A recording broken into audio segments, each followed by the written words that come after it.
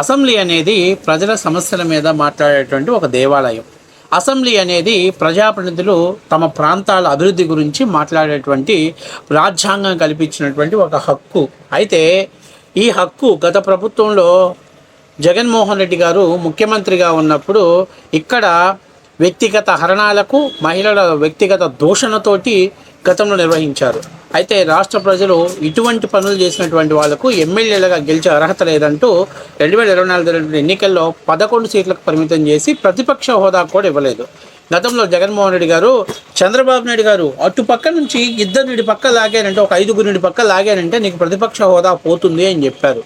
ఇవాళ ప్రజలే 11 సీట్లు ఇస్తే బాబు నాకు ప్రతిపక్ష హోదా ఇస్తే కానీ నేను అసెంబ్లీకి రానంటున్నాడు. దీని మీద అసెంబ్లీకి రానటువంటి వ్యక్తులు ఎందుకు అసెంబ్లీలో ప్రజాప్రతినిధులకు ఎందుకు ఉండాలి, రాజీనామా చేయండి అంటూ కొంతమంది మాట్లాడుతున్నారు.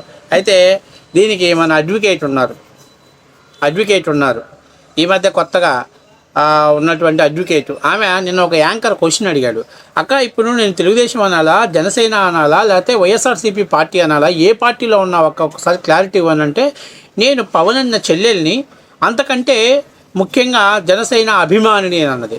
ఒరే ఇదేం లెక్కరా, ఇదేంది జనసేన పవన్ అన్న చెల్లెలు అన్నప్పుడు పవన్ కళ్యాణ్ సిద్ధాంతాలు నచ్చితేనే కదా ఆయన చెల్లెలుగా చలామణి అయ్యేది.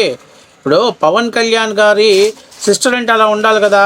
ఇదేందయ్యా అని అంటే స్క్రిప్ట్ మక్కీ టు మక్కీ డెవలప్మెంట్ చేస్తున్నారు అన్నమాట. అంటే సీమరాజాని ఎలా తయారు చేశారో, గతంలో మోహిత్ రెడ్డి అని ఒకరిని పచ్చకండ వేసి ఎలా తయారు చేశారో అట్లాగా లేటెస్ట్గా మన విడుదల కన్నా రజనీ కూడా ఇప్పుడు లేటెస్ట్గా వైఎస్ఆర్సీపీ పార్టీ కోసం జనసేన నాయకురాలుగా ఆమె మార్కెట్లో చలామణి అవుతుంది. సరే ఇప్పుడు ఆమె ఏం మాట్లాడుతుందంటే, జగన్మోహన్ రెడ్డి అసెంబ్లీలో మాట్లాడితే ఊపు ఉంటుందో ఉండదో తెలియదు కానీ ఆడోళ్ళ మధ్య నిలబడి మాట్లాడితే మాత్రం ఊపు వచ్చింది, రెస్పాన్స్ వచ్చింది అని చెబుతుంది. సరే ఒకసారి మా అక్క నిజంగా చెప్తున్నా, ఈ మధ్య ఏమై చేసిన ఎలివేషన్స్ ఇంకెవడు వేయలా. వైఎస్ఆర్సీపీ ప్రతి వాడు ఏం వీడియో సోషల్ మీడియాలో పోస్ట్ చేసుకుంటున్నాడు. ఒకసారి చూడండి ఏం మాట్లాడుతుందో. మరి అక్కకి ఆఫ్ నాలెడ్జీ, అసలు నాలెడ్జీ ఉందో లేదో తెలియదు కానీ అక్క మాత్రం మార్కెట్లో చలామన్న వాళ్ళని విపరీతంగా ట్రై చేస్తుంది. ఒకసారి చూడండి. నేను ఒక రోజు ఒక టీవీ డిబేట్ లో ఒక రిపోర్టర్ అడుగుతున్నాడు, రజనీ గారు ఇప్పుడు వైసీపీ గవర్నమెంట్ కి సంబంధించి గౌరవ జగన్ గారు అసెంబ్లీకి వస్తారా, అసెంబ్లీకి వచ్చి ప్రశ్నిస్తారా?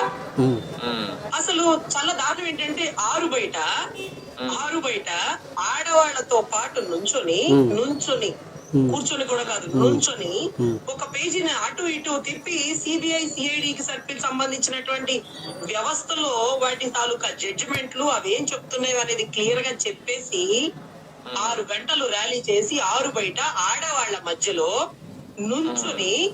నుంచొని ఒక నాయకుడు మాట్లాడి ఒకే ఒక పేపర్ మాట్లాడి వెళ్ళిపోతే, మీరు అసెంబ్లీ సాక్షిగా 10-15 మంది క్యాబినెట్ మినిస్టర్లు, గౌరవ డిప్యూటీ సీఎం గారు, సీఎం గారు ఏసీలో కూర్చొని పిఏల చేతుల నుంచి పేపర్లు తెప్పించుకొని పూకాలు చదువుతూ ఒకటి అడిగిన ప్రశ్నకి 15 మంది ఆన్సర్స్ చెప్తూ ఆన్సర్లు కూడా చెప్పలేని పరిస్థితుల్లో రిపోర్టర్లని వాట్ ఆర్ యు టాకింగ్, మీకుందా అక్కడ ఉందా అక్కడ ఉందని ఉందా, మీరు జోలో చెప్పండి, మీరు మైక్ లో చెప్పండి, మీకు కళ్ళు వచ్చినాయా, మీ దేవుడు చెప్పాడా అంటూ అడిగిన ప్రశ్నకి చెప్పే ఆన్సర్లు కూడా వేరు.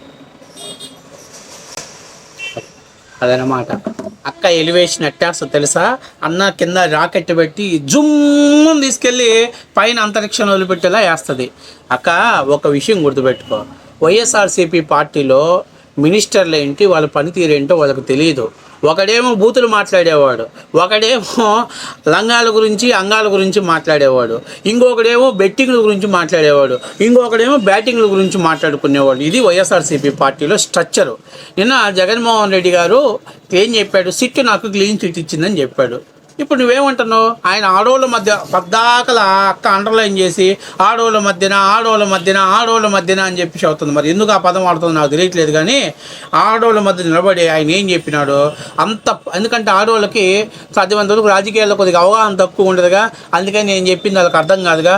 ఎవరైనా మగోళ్ళ మధ్య నిలబడి మాట్లాడుంటే, అన్నా ఇదిగో సిట్టు క్లీన్ చీట్ ఇవ్వలేదన్నా, మనం నెయ్యే కాదు సింథటిక్ గీ అన్నారన్నా అని చెప్పి చెబుతారు. కాకపోతే అన్న ఇప్పుడు సిబిఐ క్లీన్ చీట్ ఇచ్చిందని చెప్పాడు.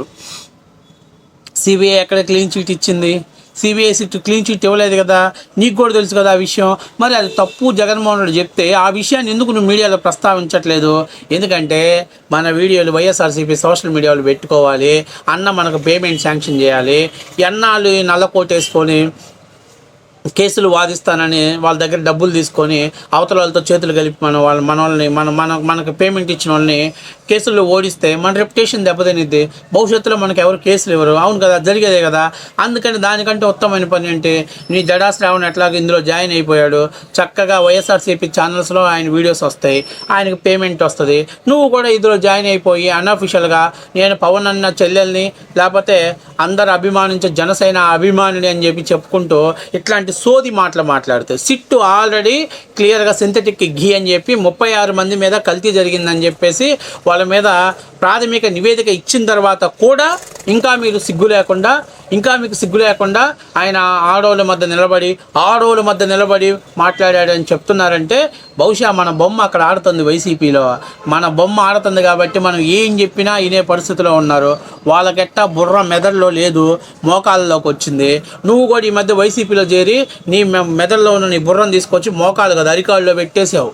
ఇప్పుడు నేను క్లియర్గా అడిగేది ఏంటంటే ఒక వ్యక్తి ఆరోపణ చేసినప్పుడు కూటమి పార్టీలో పొత్తు ధర్మంగా ఉన్నప్పుడు అందరూ నువ్వేంది ఎంతసేపు ఉన్న జగన్మోహన్ రెడ్డి ఒక్కడే ప్రెస్ మీట్ పెట్టారని అంటున్నారు. జగన్మోహన్ రెడ్డి ప్రెస్ మీట్ పెట్టిన తర్వాత ఇదే విషయం మీద బోమన కరుణాకర్ రెడ్డి, పేర్ని నాని, తర్వాత ఇంకా దాదాపు విడదల రజని, తర్వాత మన ఆర్కే రోజా, ఇట్లా దాదాపు 20 మంది పెట్టారు.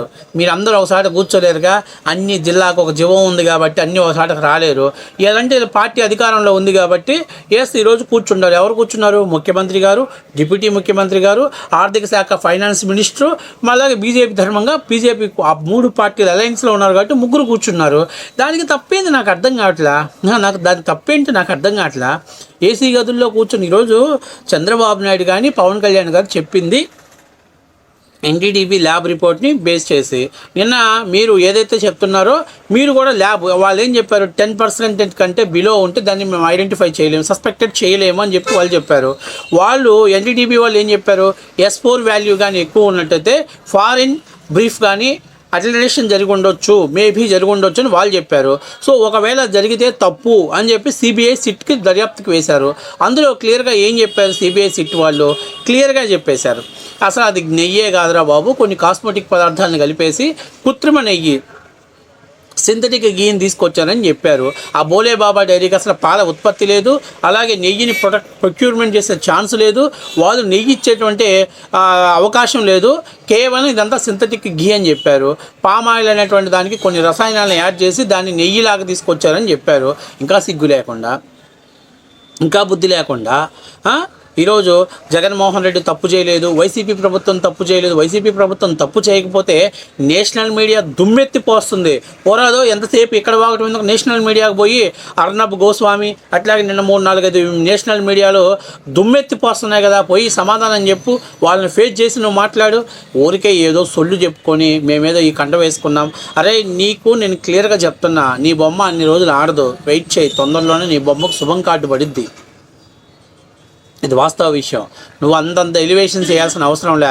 ఈయన ఇదే వాక్యాన్ని ఇదే మాటని అసెంబ్లీకి వెళ్ళొచ్చు కదా, అసెంబ్లీకి వెళ్ళి మా ప్రభుత్వంలో నెయ్యి కాదు ఇది పలానా కలిసిందని మీరు చెప్పారు, వేయండి, దమ్ముంటే సభా కమిషన్ వేయండి, ఇక్కడ మేము ఎదుర్కోవటానికి సిద్ధంగా ఉన్నామని అసెంబ్లీలోకి పోయి మాట్లాడమంటే ఆడోళ్ళ మధ్యకి పోయి మాట్లాడతానంటాడు.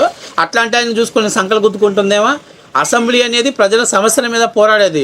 పట్టుమని 11 నిమిషాలు ఉండలా, వచ్చాడు, గవర్నర్ ప్రసంగం పెట్టాడు, నాకు ప్రతిపక్ష హోదా ఇవ్వలేదు, నేను బాయ్కాట్ చేస్తున్నాను. అదే ప్రతిపక్ష హోదా ప్రజలు ఇవ్వలేదురా బాబు అని అంటే అయ్యనే నాకు తెలియదు, నా ప్రతిపక్ష హోదా ఇస్తే నేను అసెంబ్లీలో ఉంటాను. ఏదో ఒక కారణం కావాలి కదా, స్కూల్ ఎగ్గొట్టాలంటే ఏదో ఒక కారణం కావాలి కదా, అట్లాగే అసెంబ్లీ ఎగ్గొట్టాలంటే ఏదో ఒక కారణం కావాలి. ఏందక్క అన్న బాధ ఏందో అన్న పడుతున్నాడు. అన్నకి ఎవరంటారే కింద మూలశంకులాగా మీరేమో ఆయనకి ఎలివేషన్స్ వేసి ఎగురన్నా పైకి ఎగిరితే ఆయన ఎంతవరకు ఎగురుతాడు, ఆయన ఎంతవరకు మాట్లాడతాడు.